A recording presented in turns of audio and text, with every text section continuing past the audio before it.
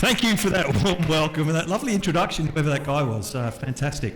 Okay, so we're going to deep dive into conversational marketing, and for those of you guys that were here yesterday, you'll kind of know that what I was talking about was that we're actually going to do a little bit more of a deep dive into conversational marketing. We're going to create this thing called a love story.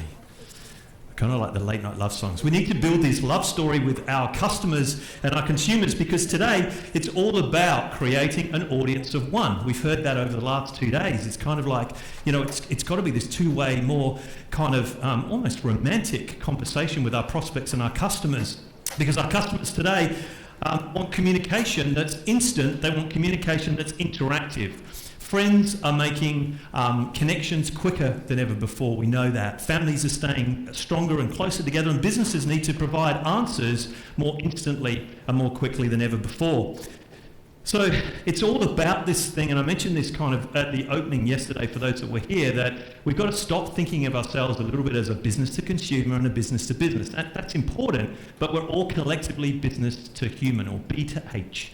So it's all about creating this personalisation around our brand, around the way we communicate stuff together. So I'm going to share with you that, but first let's go back in time. That's kind of where it all started and began, and hopefully these videos are going to work. Yes, here we go. So people are communicating like this today. As we know, they're sending pictures and they're communicating bits and pieces, of course, as you can see here. But where did it all begin? I mean, from the telegraph, we started way back in the 1800s, but then we moved forward to the 1980s, where we had computers, and of course they started to bring us closer together. Then we had the internet as we moved into the 1990s, and then from the internet, of course, Google enabled us to kind of connect the world just that little bit closer together. And then we went into mobile phones, and the SMS became our form of connections. And then by the 2000s, we were kind of like moving into those apps. And those apps were all kind of gaming apps, but then they turned into messaging apps. And of course, messaging apps continue to grow. As you can see here, we started using things like Slack. And then we started to share all this lovely content. We started to really start communicating and creating this kind of environment, with millions of users across some of those messaging apps that you can see there, so much so that it's grown stronger and more popular now than the actual Facebook and LinkedIn and some of those social apps. So it's kind of like, that's what's fast forwarded us to where we are today. But one of the common denominators across that whole history that I've just showed you, from the first telegraph back in 1834, I think it was, right the way through to where we are today, was each stage removed this thing called friction. So we started to make it more instant, but we started to remove our friction. So to start with, as a business today, we need to think about ourselves. If we are in the old model of slow, we're kind of bumpy and we're expensive, or I like to kind of put it into this way, where we're kind of saying we are a full service type of business. We're only open 9 to 5 and closed for lunch on Saturdays. We want to buy first. We want our customers buying from us first. We want to sell to them straight away. And then after that, hopefully they like it and they stay, but they're already locked into some kind of contract or whatever. We need to change all that from today. We need to change all that and change our business sense and say to ourselves right now, our businesses have got to become fast, they've got to become flat, and they've got to become free, because this is what the customers today, the consumers that are out there today, and we're all part of that environment, want. So if we look at what that type of business looks like, it's a lot more self-service. It's even in checkouts now, like it's all self-service. We want to select and assess for ourselves. We want to be self-service. We also want a business that's open 24/7. We want to shop when we want to shop. We want to buy when we want to buy. So your business has to be a 24/7 type business. And we also want to try first. We want to give people to get their hands on our products and services, to trial them, to test them, to use them, and then, as they like them, then we want them to buy them.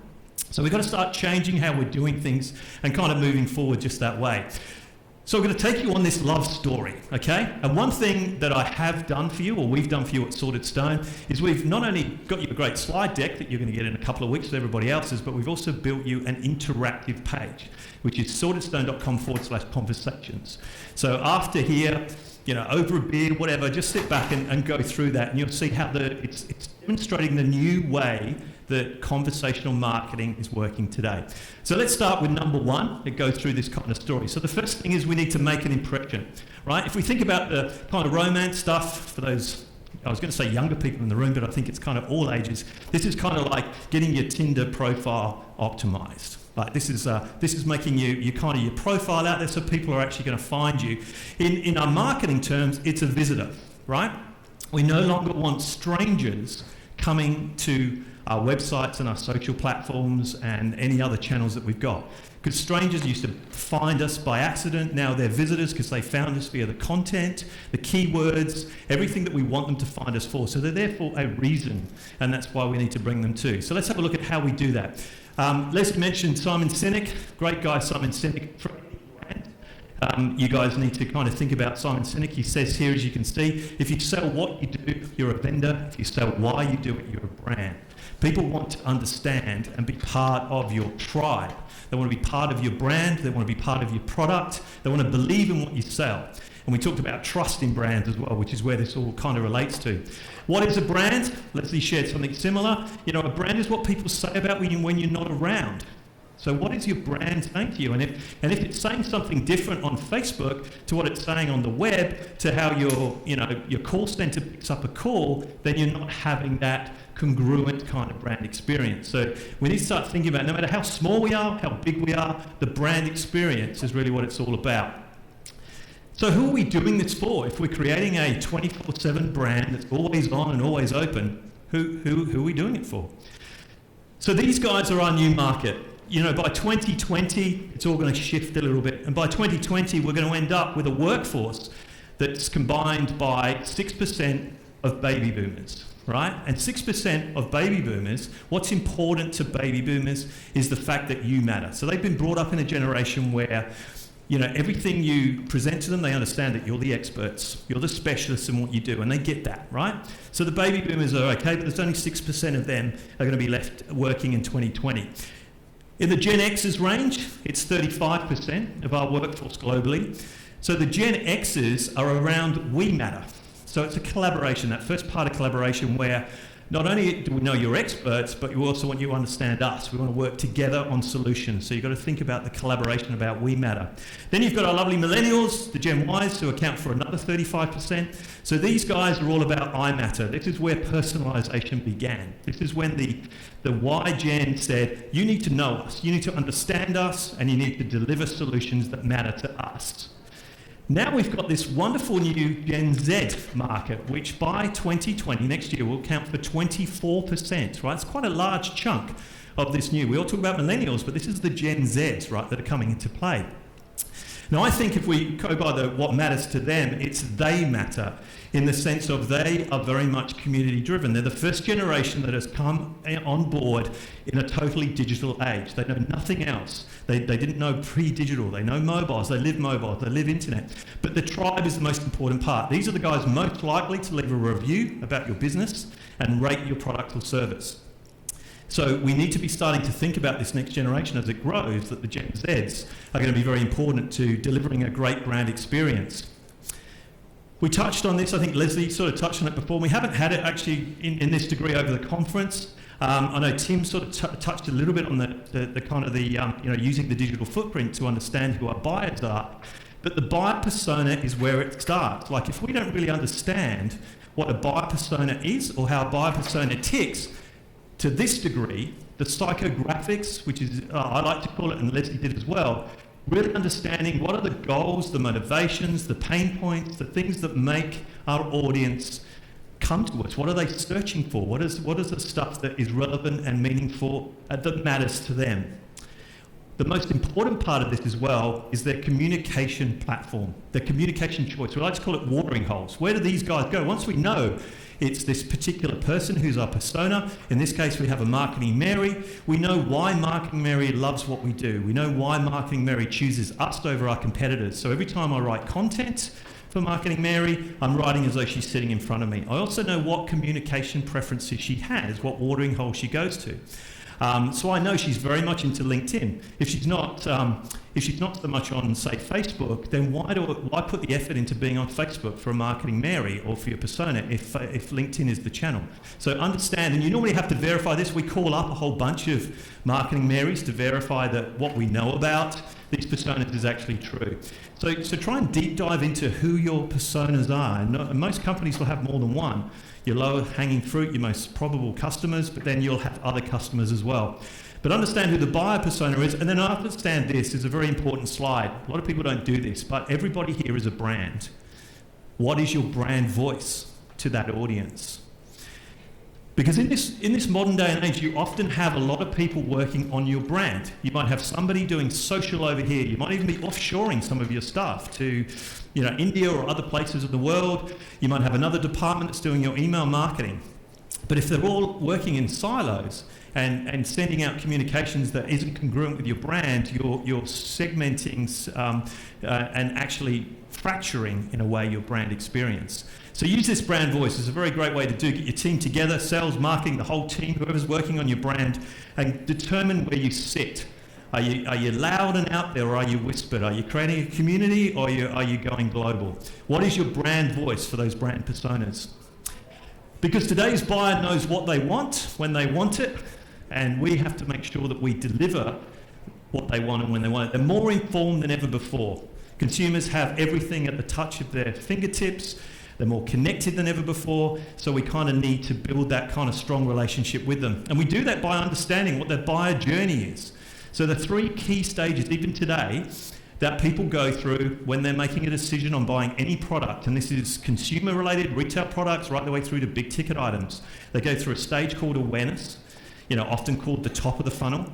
And this is when they don't really understand what the problem or the solution is, but they're out there searching. They're hungry for information, but they are so far away from being ready to buy that you cannot sell to these people. You just want to get them into your CRM, and you want to track how active they are. You want to be seeing how active they are as a buyer and let them trickle down at their own time through this conversational marketing approach to then become a consideration stage. The middle of the funnel, as it's traditionally called. This is where they're considering your business versus somebody else's, your product versus somebody else's, your solution versus somebody else. And they're weighing up the pros and cons. So we want to give them content different at that level to the top of the funnel when they're just in awareness. And then finally at decision, this is one step away from saying, okay, I want to buy from you today. So that one step away is where we really need to kind of start reaching out to them and helping them, but not still selling to them. None of this buyer journey has any selling involved. It's called nurturing. We're just giving them the information they need to move to the next stage, and then more information to move to the next stage. And they're doing it in their own time because we're using software, and I'll share this with you later, to dictate how long that takes. We saw, I think it was either yesterday or in New York last week when we were doing DigiMarcon, a whole track of a prospect that took 12 months to make a purchase. And this person went in and out of different things. They went from Google to the website to social channels or whatever. And then after 12 months, because they kept in track with this person through their CRM, they made the purchase. But they could see their whole buyer journey. It'll take them 12 months. Different products take longer journeys, but we need to be there across the whole buyer journey. We have to understand that people will swap from channel to channel.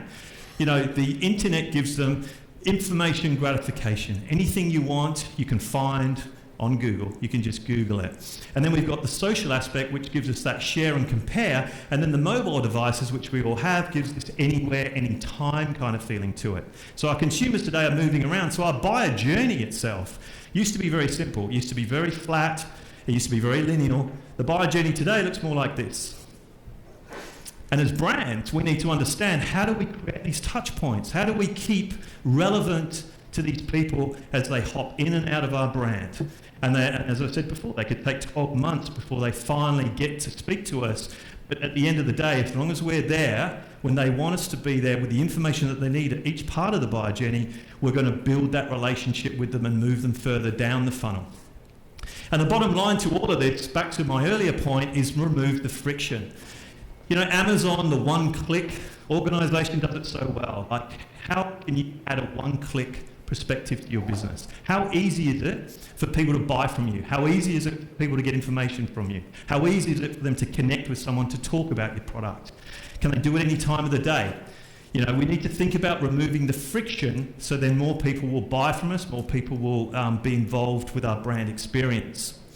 So it brings me to the funnel, right? We've heard a lot about the funnel. Everyone knows the funnel, yeah? We've all seen the funnel. But what if I told you I think the funnel is broken? The funnel itself has a couple of problems with it. For starters, if we go from the top to the bottom, the funnel assumes that you're going to have more people at the top and you're going to lose people as you go down. You know, why is that? Why is it that we think people are going to drop off? So the funnel's kind of like that. I think day and age now, if we do it properly, we're going to lose less people. Maybe the funnel's the other way around. Maybe we're going to have less people at the top and they're going to tell more people about us, build an audience, and it's going to grow down the bottom. Who knows? But it certainly feels wrong in today's day and age. It also stops at the bottom. It stops at the customer. You know, we know the relationship starts then. So we get to the bottom and it's kind of, where do we go from here? Where does the relationship carry on? We've added the word delight in there, which does help a little bit, that you're going to delight customers post a purchase. But then to get those customers delighted so much that they tell so many people how great we are, it's again a bit of a friction that takes them back up to the top. So we're starting to kind of think that this thing doesn't now look like a funnel, does it? Do you think it's starting to look like a circular kind of feel to it? Circular in the sense that it kind of starts to look like this. This is our inbound kind of messaging framework. So the inbound approach is really looking at connecting first, being available when the person needs us to solve their problem, to solve their solution. So we need to connect on their level when they're ready for us, when they're ready to speak about their problem or the goal that they're trying to do. The next thing we move to the right-hand side is understanding. So we need to be contextual here. We need to start a conversation. We need to, filter the questions to understand a little bit more, to kind of unpack the problem or the situation context where they're coming from. We then need to deliver a solution that's rich in media. Video, we've been hearing through this whole 2 days, video is so important. Like rich media, we need to give them the content that they need and deliver it so that they can then move forward and make their buying decisions from there. And then finally, we need to refine. We need to be constantly listening to them. We need to be, refining and optimizing and continually improving that service, so around we go again. So if this is the case then, if this is the way that we're doing the kind of marketing in a sense, it's no longer a funnel, it's more circular. So I challenge you today to get rid of the funnel and start thinking about this new concept called the flywheel. So the whole idea with the flywheel is that the customer is at the center. So it's very customer centric. Sales and marketing and service are all one team. In fact, we work a lot with sales and marketing teams. We call them the smarketing team. And the smarketing team is the revenue department for the organisation. No longer does the sales team complain that marketing have delivered them some really rubbish leads that they can't convert, and marketing's not complaining that they gave them the leads and sales didn't, convert them. This is all about the smarketing team working together smarter than ever before and delivering that experience, because the customer doesn't care whether they're dealing with a marketing person, a salesperson, or a service person. They are dealing with the brand. They're dealing with the brand experience. So let's start thinking about the flywheel. And the best thing, if everyone knows anything about mechanics and the flywheel, is if you get it right, it starts to spin. It's got less friction. It spins faster and faster. And the more faster it spins, the more energy it creates, and the more growth happens in your business. So much more exciting, than the funnel. It's kind of just stuck there. This thing is like an energy wheel. So let's start thinking about the flywheel. And now let's move on. So we're moving on now to our marketing qualified lead, right? So back to our kind of a relationship building here. So our marketing qualified lead, this is where we're going to have that very first kind of conversation. So let's call it the first date, all right? You've optimized your Tinder app or whatever it is, if you have that kind of worldwide thing. And we're organising the first date, right? Our first conversation. So this is like, one of the most important parts. One of the best platforms that does this for first conversations in marketing is obviously Messenger. Messenger has kind of captivated that market, understanding that your mobile phone is the great form of communication. So Messenger is great for having those kind of one-on-one, real-time kind of conversations. So much so that, apps themselves have been on the decline for a number of years, but messaging apps have been on the incline, including Facebook Messenger, and almost kind of become that kind of, the new home page, if you like, or the entry level for the Facebook, and emerged as kind of the centre of the universe for the mobile. And so much so, I mentioned this before, is that they've overcome now, there's more users on the main messaging apps than the 4 key social media apps. So more and more users, they crossed over a couple of years ago, and the gap continues to widen. So more and more people now are actually shifting from social media for a whole variety of reasons, and more into these more personal two-way conversations on Messenger. So one thing that we have to do now is we have to think about how our content is going to change, because our content now, as we're becoming these conversations, has to be two-way, right? We can't now just advertise, we never should anyway. Blog posts are kind of one way. Hands up who's downloaded an ebook recently. Yeah? Keep your hands up if you've read that ebook. Keep your hands up if you've now loved that ebook, that you shared it with others. One person. Ebooks are great. I'm not saying we don't need to have ebooks, but they sit in certain parts of the funnel, the original funnel. You know, very much at the awareness stage. If you've got time to search and to read and to do that kind of stuff, then ebooks can work for you. But in a lot of cases, like giving away free ebooks and then trying to kind of optimize them later based on tracking people is better.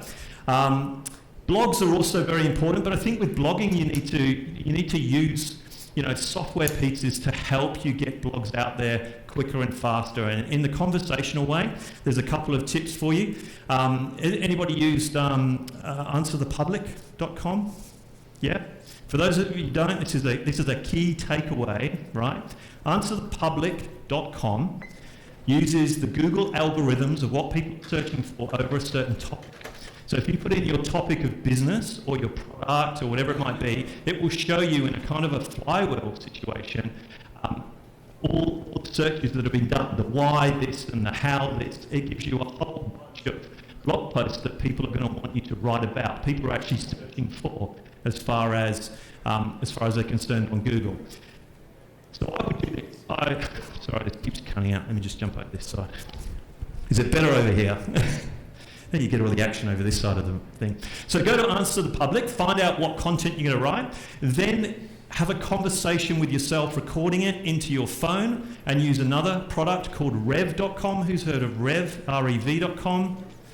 Okay, one person, again, there's a few of you need to know this. So rev.com, it transcribes for $1 a minute your conversation around that topic.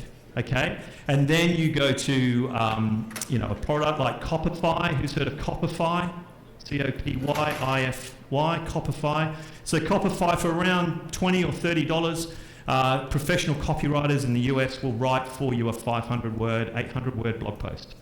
Okay, so that whole process can create a really good piece of content. You could do this every week, but you've had the conversation because you've recorded it about your know-how about that topic, and then someone's written it for you, and then you've published it. So if you're going to do blogging, do it that way. But what I want to show you here is a middle of the funnel offer. This is an interactive offer, okay? There are interactive offers, just like that /conversations on our website that you're going to have a look at later. This one is called the sleep assessment. So it's for a company, a medical company that we work with, and they're in America as well, so they're called ResMed. But the whole idea of this, instead of having an ebook, which is kind of friction focused, this is a kind of a self-assessment. So people come into the funnel at the middle of the funnel, think they may be suffering from a sleep disorder like sleep apnea, and then they go in here and they answer a series of questions, yes, no, yes, no. The metrics behind it then adds up the points as they go through and answer these questions. And then as they go through and they finish, it ends up telling them about the risk of whether they might be a high risk or a low risk. And what this does is captures that whole conversation that they just had with the tool in our CRM. So this particular tool is built on HubSpot, but it all goes into this back end. And then from here, it can send a triggered off email for the high risk potential prospects to the sales team then to reach out with solutions around CPAP trial, CPAP therapy, or a home sleep test. But the interesting thing is we've trialed this with a number of brands for ResMed. And we did one for a company called Eades Sleep, which is in New Zealand, and we added more questions than that. We actually had 30 questions, and it performed better than the one with less questions.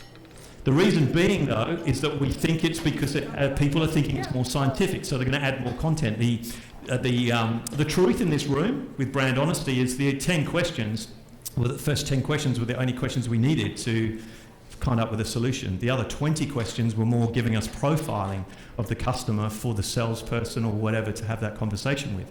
So this kind of stuff works really well, even if you increase those questions. So let's see how it worked. Now, the interesting thing is the average landing page conversion, according to Unbounce, from a whole bunch different tests of landing pages is down to about 2 to 3%, right? That's the average conversion of a landing page. Email's average open rate is 20%.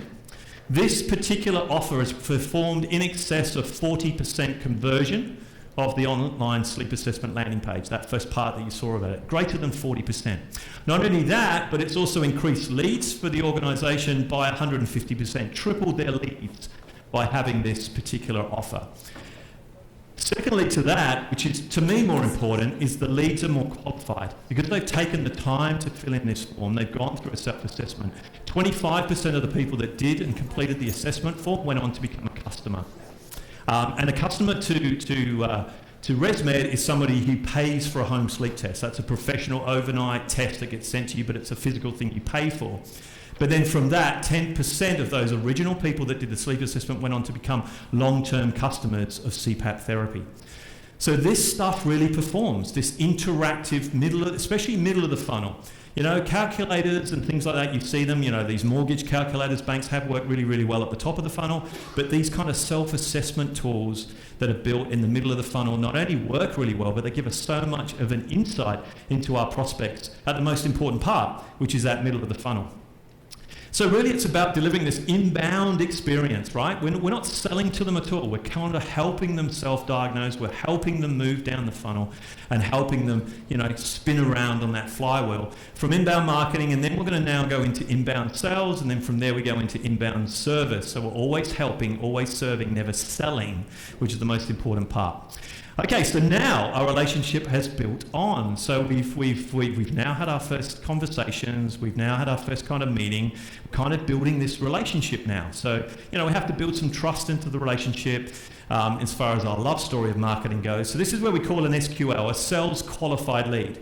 Now, a sales qualified lead doesn't mean that it's sales qualified in the sense they're ready to buy. It means they're qualified to speak to the sales team. So the sales team now start to get involved to start continuing the conversation. Now, because you've used a very good CRM, you have been able to now as a salesperson pick up the conversation and the journey that's happened, right? So you're going to continue this seamless flow. Whereas before you would get a lead from someone and you would carry the conversation from day one. Who are you? What do you want? Where do you come from? You know, and this is that friction that we want to avoid. So now we're going to build the relationship, and the whole point of building the relationship is creating an omni-channel experience, right? We want to have this brilliant kind of omni-channel experience so the customer feels like they're treated as one across all of these different platforms. So whether it's an e-com store or whether it's a social network or online marketplace, bricks and mortar store, word of mouth, the most important part is being able to continually connect with these people and keep them together. So you can actually keep on moving, because the bottom line here is, and we talked about this before, if you don't have kind of the technology behind you to kind of make this thing congruent, you're going to drop the ball. People are going to have a bad experience on one of those networks or one of those connections, and you're going to kind of lose momentum. So conversational marketing, there's 5 things that make sense and why we're using conversational marketing to create this frictionless experience. So number 1 is it's in real time, right? As opposed to normal marketing, where you fill in a form and then you wait for someone to respond to that form. Like it might be book a meeting, you know, you fill in so it's too frictionless to fill in the landing page. So the whole idea with conversational marketing is we engage people in real time. It's happening now.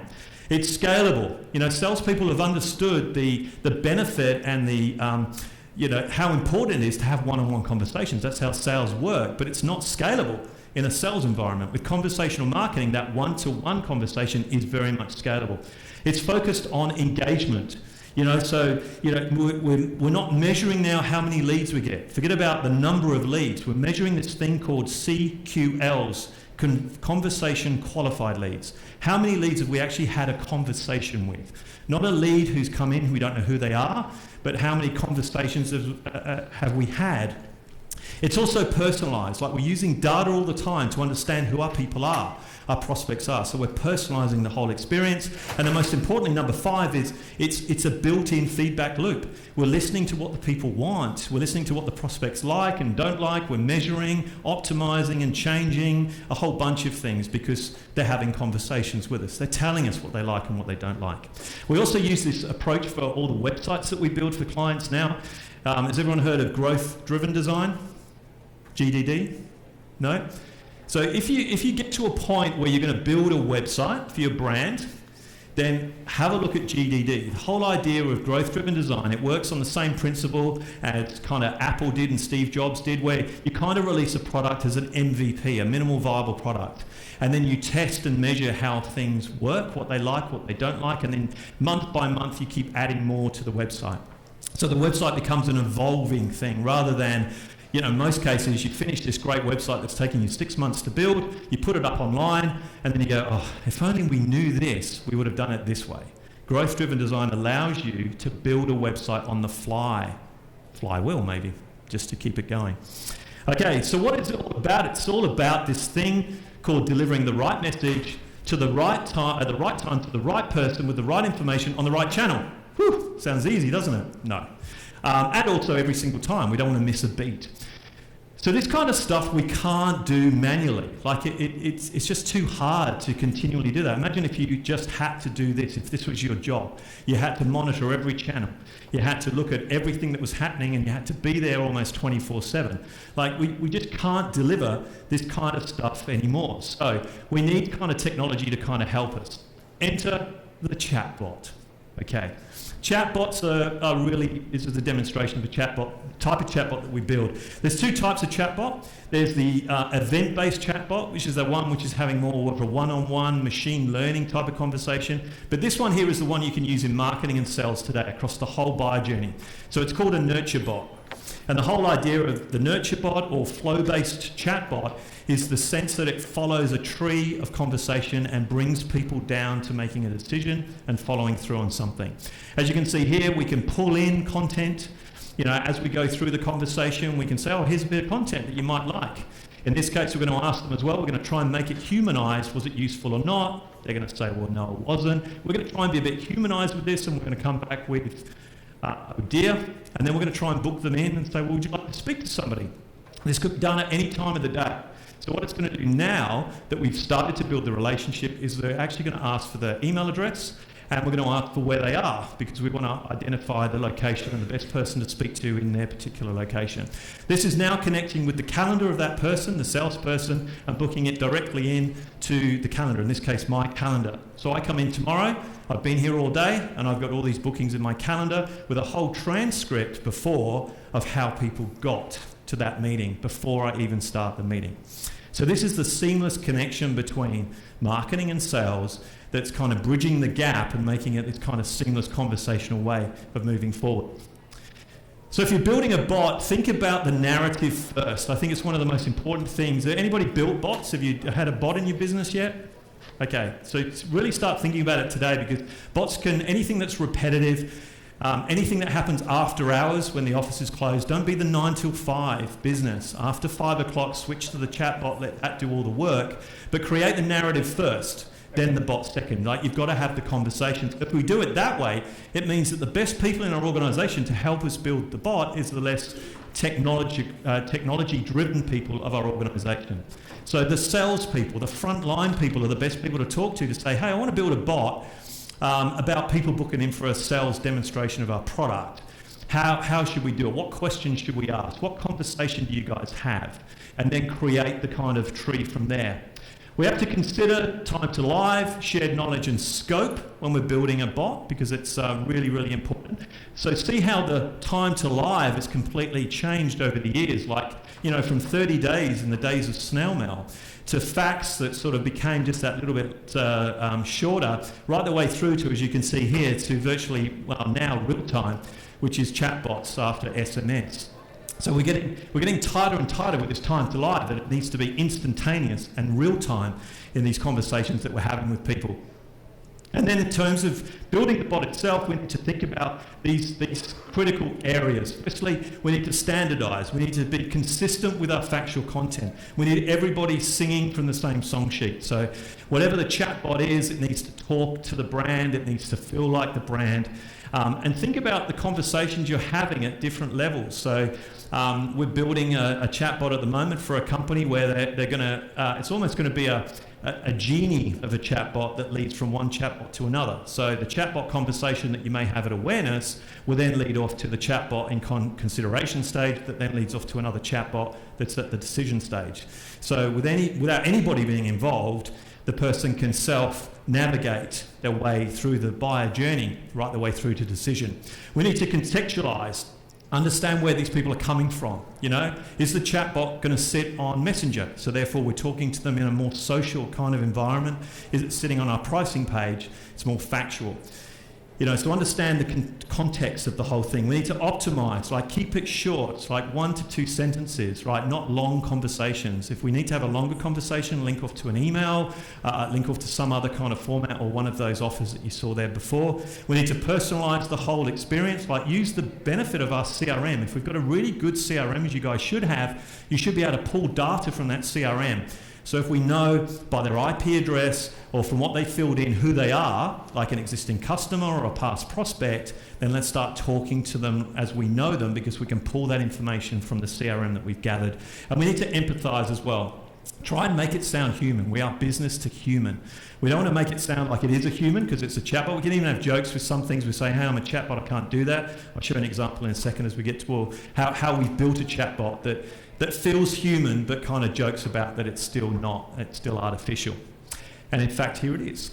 So I'm just going to show you kind of how this thing works. So this is a kind of a before and after, if you like. So this is kind of how this home builder, you know, I'm sure you have them in Canada, people, you know, building homes, you go there and you pay them and block of land and they build you a home. So this is how they used to do it. They had display homes in Australia where you could go and you can visit. You could book a walkthrough of a display home. But you would fill in the form. As you can see here, it's very much friction focused. You would fill in the form and then you would have to wait for the person that looks after that particular display home that you've chosen to come back to you and actually, you know, say that you were a day and a time. So we took it a bit further, okay? So to start with, this is the kind of the social aspect of it. You know, it used to be a little bit kind of like this. This is what they were doing. You know, just book in any time, but then it took you to the landing page and then you had to fill it in. So we started off by making it video-based. So we had video in our social feeds and we did this whole campaign on Facebook, which is where our customer market, target market was. The video acted like a teaser to kind of like, you know, close-in pictures of inside this new display home that they just created, like you would a movie trailer that shows you all the action bits before you watch the movie, okay? But then what we wanted to do is to say, okay, so you want to visit our display centre and beat the crowds, and we convinced our display centre to open after hours to make it even more exclusive, like a VIP treatment. So we said to them, okay, if you want to book after hours, you want to beat the crowds that normally go there on the weekend, then have a chat to our chatbot because we've given him the keys. So this is how the chatbot works. So the chatbot was a conversational messenger chatbot linked off from that ad that you just seen. So we haven't left the platform. They're still on Facebook, but now moving into Messenger and having a chat with our chatbot. So, you know, he would start a conversation off. He would show them the homes that they have available. So there's 3 new display homes that they built in 3 different areas of Sydney. They would show kind of like some of the designs that they could have a look at. So they could actually, once they've chosen where they wanted to go, they could then have a look at the types of ones that they are. So here they are. So, you know, based on northwest Sydney, there was 2 homes that they could have a look at. They could view the home. It's all very interactive. They can go at their own time. And then when they were ready, they would move on.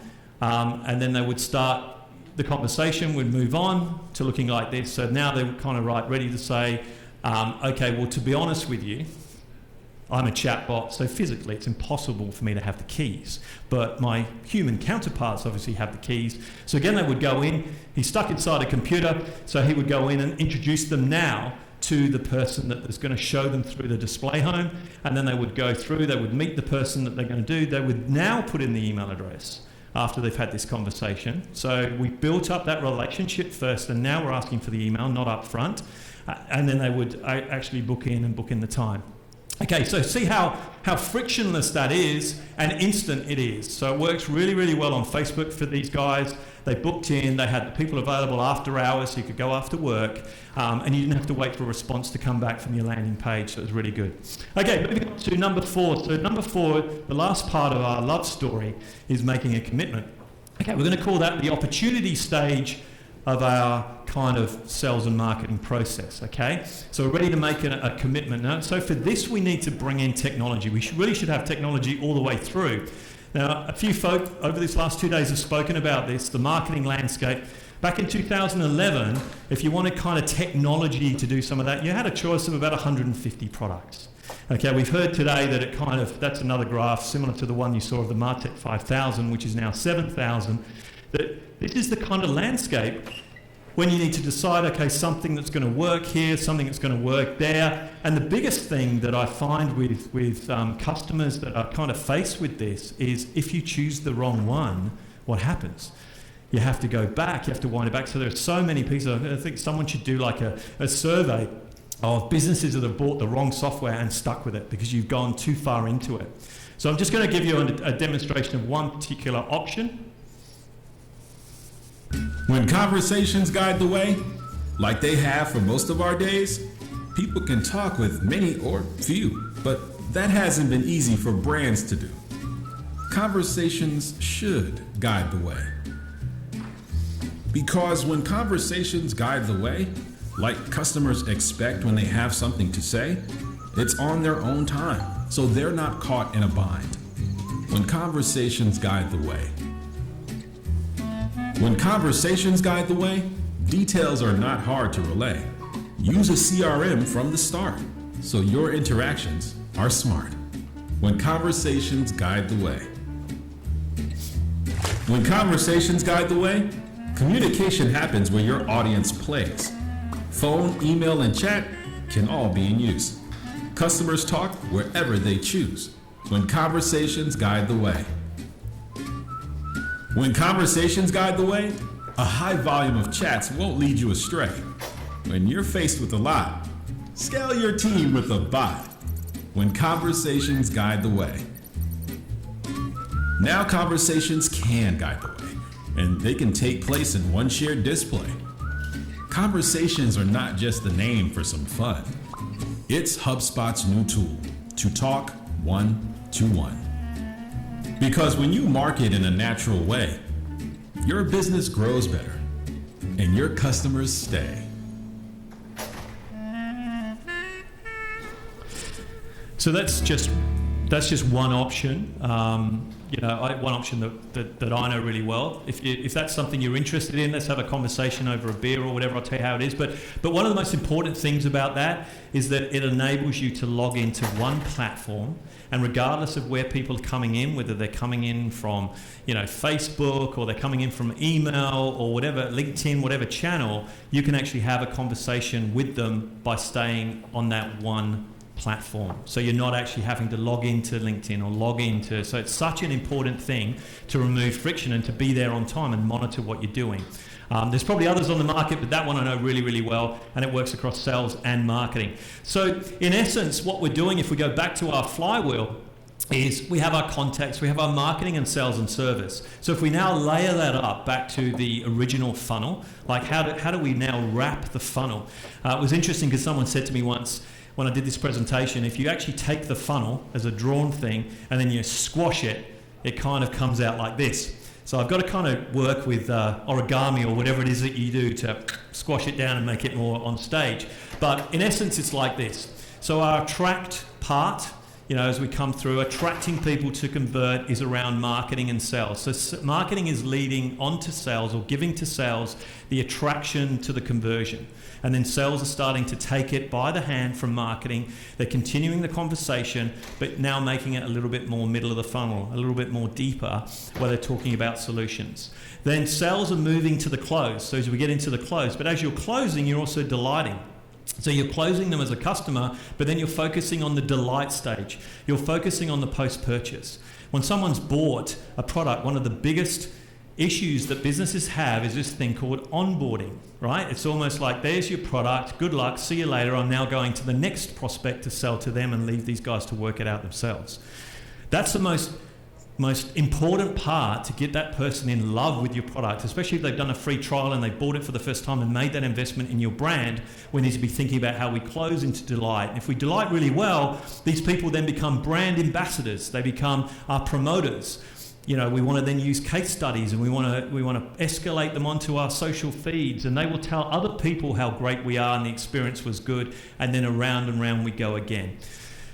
So strangers become visitors now because they've found our content, they've seen our stuff, they're interested in what we do, they've heard word of mouth, they've seen social content. The visitors become leads, and leads are going to be converted. So they're leads because they're interested in what we're doing and they've entered our kind of environment.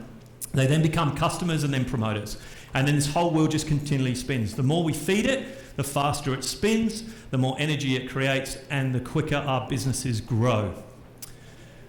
So I want to give you an example of a brand experience that I had, and it was here actually in the US about a year ago, I think it was, when I was in Monrovia, where our office is in LA, just outside of LA. Who uses Lyft? You have Lyft in, oh, good, you do have Lyft in Canada. That's good to know. Who uses Uber? Okay, you guys have got to try Lyft, and I'll tell you why, because I'm going to give you my experience. I was an Uber user, right? Used Uber all the time. I actually used Uber the first time in San Francisco when I came over. A quick story, we were staying, visiting a friend in San Francisco, outside of San Francisco in Pan Alto, I think it is, and we had to get back to San Francisco. And he says, "That's okay, I'll call you an Uber." What the hell is this Uber thing? Because in Australia, we'd never heard of Uber before. Anyway, this van turns up, and we're in this van thinking, is this the time we get kidnapped, never to be found again, as this black van took us somewhere. And afterwards, it was the most amazing experience. Like, where do we pay? You don't pay. It's on this app. You're fine. Everything's done. Just get out, have a good day, see you later. I thought it was a great experience. So that was Uber. But then my Lyft experience, right? Someone said, you've got to use a Lyft. And the reason was, in Monrovia at the time, they had this deal on. And they said, anywhere in Monrovia, we've done this deal with the council, and it's $1 wherever you want to travel in and around the kind of the surrounding suburbs of Monrovia. So I thought, great, well, that's a good good incentive to try using Lyft. So I jumped in, downloaded the app, got in there, got to the office, and then I got this, $5.80. Now, I felt a bit tricked because it was kind of like $1 I was told would be the thing, and it was $5.80 when I got there. So these guys have a customer chatbot. So I thought, great, this is a great example. I'm going to give it a try. So I jumped on and had a conversation with the chatbot, explained my situation, said, I've been charged $5.80. I understood it was $1. And then I got this straight away a reply that came back from the passenger help bot after our conversation saying, thanks for using our passenger help bot. We take every ride with Lyft seriously, and any ride that doesn't meet our standards is carefully reviewed. A member of our customer support team will email you once we start the review process, okay?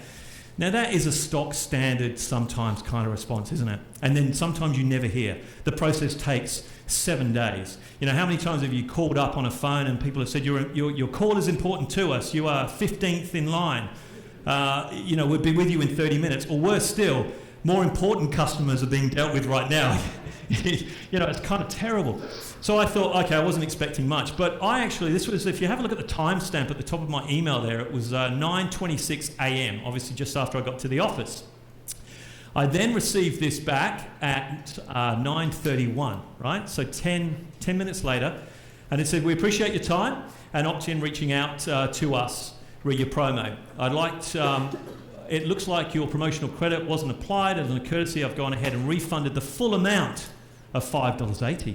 Now, we're not talking big dollars here, folks, all right? I wasn't hard up. I didn't need the $5.80. It was just the principle of the whole thing, right? But not only did they not give me back $4.80 and kept the dollar, because that's what I was expecting, they went one step further and they made it $5.80 and then finished it with saying, we hope you enjoy our service and thanks very much. So I was quite inspired by that, so I sent them back another email and I said, look, thanks very much.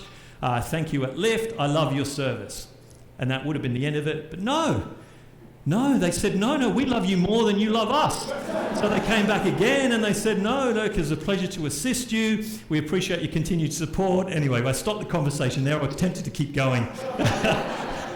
I mean, if I had more time, I would have kept going. But it just shows you that whole process. And what we just experienced there is an exact explanation of our circle. of our flywheel. I was attracted because in that case it was word of mouth. Someone had told me. It could have been a promotional thing I saw, could have been anything, but I was attracted by this deal, this incentive to join. The experience wasn't great, but then they engaged me in conversation about how the experience, and they looked after me, they fixed up my problem, and then obviously I was delighted. So here I am a year later telling you guys, forget about Uber and go to Lyft. Anyone would think they were paying me, but they did, $5.80. That was pretty much how it worked.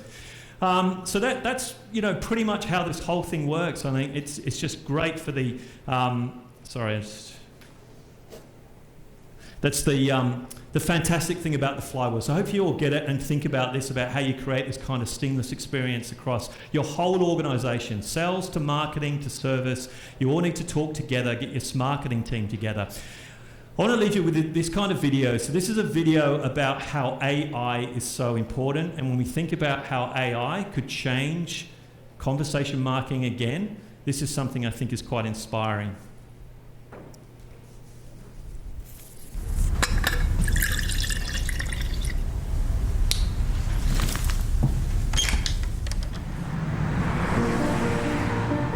I'm Saqib Sheikh. I lost my sight when I was 7. And shortly after that, I went to a school for the blind. And that's where I was introduced to talking computers. And that really opened up a whole new world of opportunities. I joined Microsoft 10 years ago as a software engineer. I love making things which improve people's lives.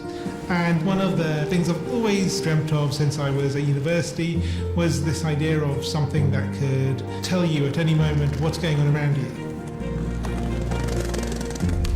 I think it's a man jumping in the air doing a trick on a skateboard. I teamed up with like-minded engineers to make an app which lets you know who and what is around you. It's based on top of the Microsoft Intelligence APIs, which makes it so much easier to make this kind of thing. The app runs on smartphones, but also on the Pivot Head smart glasses.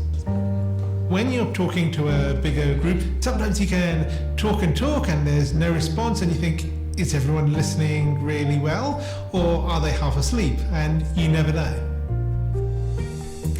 I see two faces, 40-year-old man with a beard looking surprised, 20-year-old woman looking happy. The app can describe the general age and gender of the people around me and what their emotions are, which is incredible. One of the things that's most useful about the app is the ability to read out text. Hello, good afternoon. Here's your menu. Great, thank you. I can use the app on my phone to take a picture of the menu, and it's going to guide me on how to take that correct photo. Move camera to the bottom right and away from the document. And then it'll recognize the text.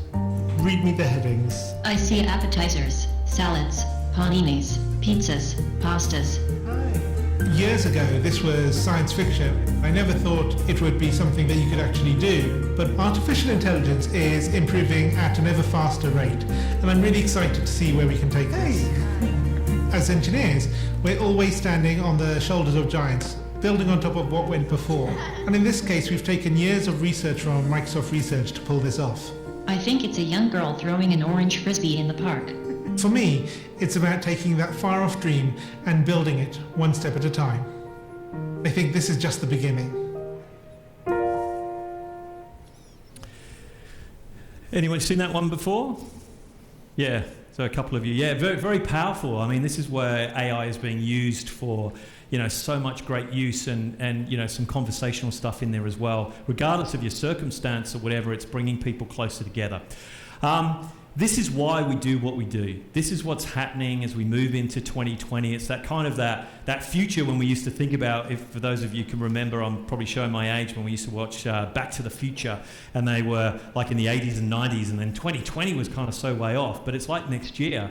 And what's happening is people are now, as consumers, dialing back on the amount of brands that they connect with. And they say, as we move past 2020, that people will only want to connect with 5 brands. So we need to build these strong conversations and these strong kind of relationships with our markets, because we need to be one of those 5 brands. And we do that by creating this great love story so that people feel connected, because love is the most deepest thing, the most deepest feeling. And if people love our brand, they will stay with our brand. So check out the example of that whole love story I've just shared with you on a bigger detail, a bit of an interactive page. It's built on a platform called Seros. When you do have a look at it, it works on mobile, works on desktop, etc. But you'll see how interactive it is and educational it is. So just sortedstone.com/conversations. And that's Conversational Growth Strategy, your masterclass. Thank you.